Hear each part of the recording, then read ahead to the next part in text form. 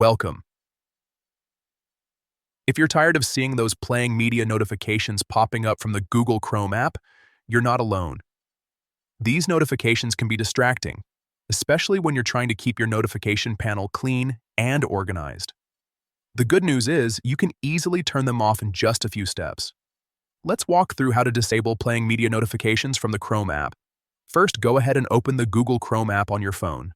Once you're inside the app, look at the top right corner of the screen and tap on the three dots. This will open the Chrome menu. From the menu, scroll down slightly and tap on Settings. This is where you'll find all the controls for customizing your Chrome experience. Next, inside Settings, tap on Notifications. Here you'll see all the notification options related to Chrome.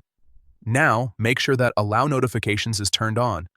This step is important because it lets you access and manage specific notification categories within the app.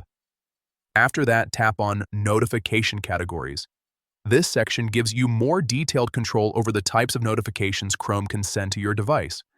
Scroll through the list until you find Playing Media. Once you see it, simply toggle it off.